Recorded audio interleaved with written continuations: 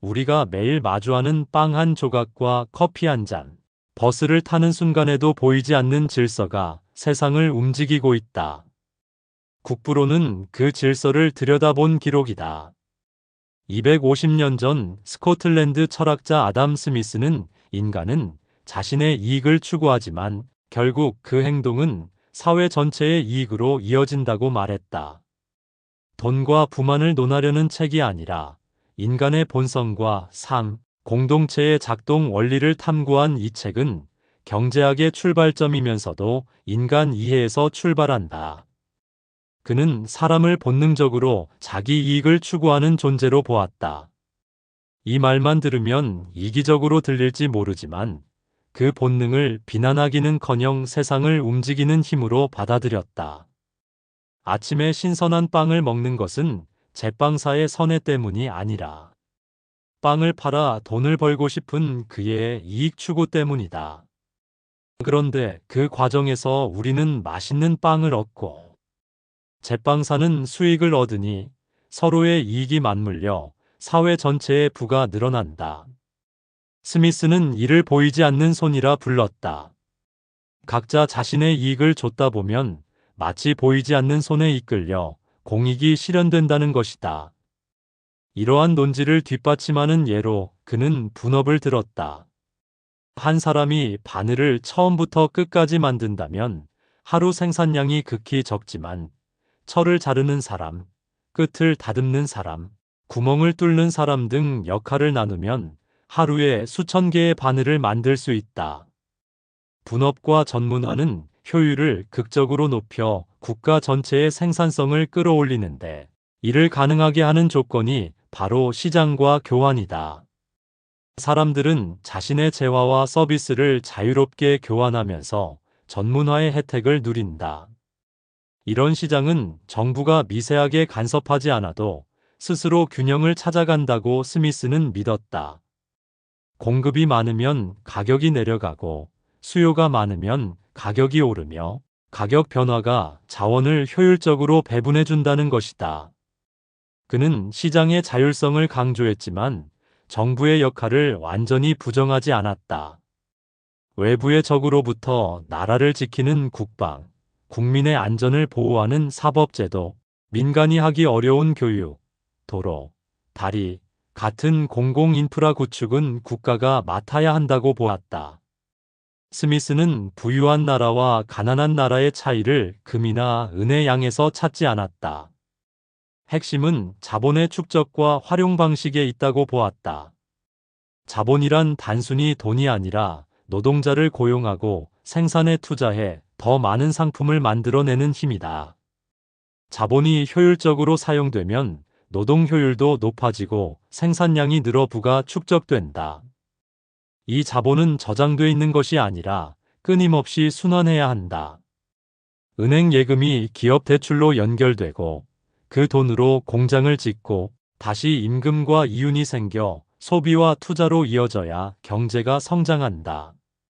그리고 국가 운영을 위해서는 세금이 필요하지만 세금은 공정하고 예측 가능하며 납부가 편리해야 한다고 그는 강조했다.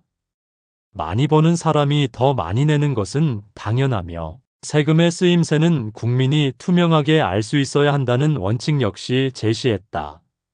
스미스가 제안한 부의 선순환은 21세기에도 여전히 유효하다. 오늘날 스타트업 창업자가 투자를 유치해 인공지능 서비스를 개발하고 그 서비스가 소비자 편의를 높여 다시 매출과 고용을 늘리는 과정 역시 보이지 않는 손의 연장선이다. 글로벌 공급망이 복잡해진 지금 한 도시의 반도체 공장이 한파로 멈추면 전 세계 스마트폰 생산이 지연되는 장면은 교환과 분업이 얼마나 긴밀하게 얽혀 있는지를 보여준다. 동시에 우리는 스미스의 사상을 비판적으로 재해석해야 한다.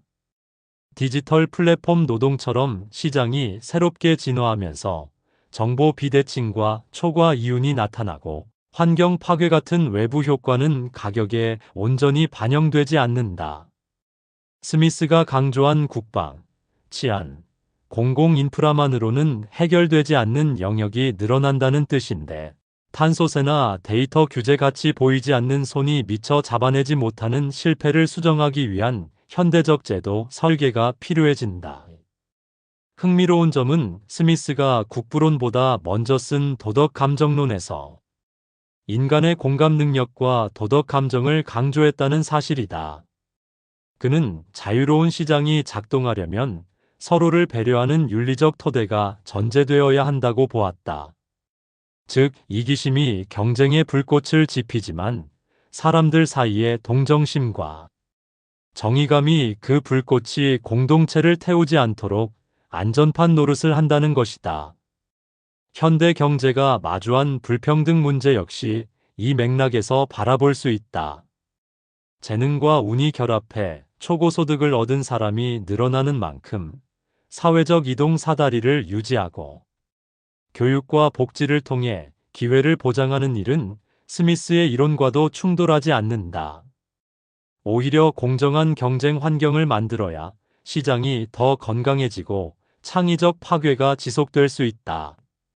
18세기의 저작이 이렇게까지 생명력을 유지하는 이유는 스미스가 인간 행동의 동기와 제도, 설계의 논리를 동시에 포착했기 때문이다.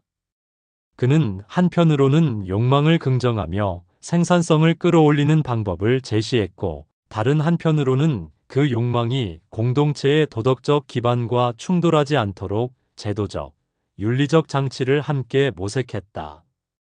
코로나19 팬데믹은 단숨에 국경을 넘어선 공급 사슬의 취약성을 증명했다. 마스크 한 장과 백신 한 병이 부족해지자 시장 가격은 요동쳤고, 각국 정부는 수출 제한과 비축 의무 같은 긴급 조치를 도입했다. 평소라면 과도한 개입이라고 비판받을 조치조차 위기 상황에서는 공공의 안전망으로 기능했다. 스미스가 살아있었다면 그는 이런 예외적 개입을 어떻게 평가했을까? 아마도 시장의 회복력을 해치지 않는 범위에서 일시적 개입을 허용하되 위기가 진정되면 다시 자유로운 경쟁의 무대로 복귀해야 한다고 조언했을 것이다. 최근 기업들이 주주가치 극대화에서 ESG 지속 가능 경영으로 시선을 옮기는 흐름도 주목할 만하다. 환경 보호와 사회적 책임을 비용이 아니라 장기적 이익의 구성 요소로 보는 인식. 전환은 결국 시장이 스스로 규범을 내면화하는 과정으로 해석할 수 있다.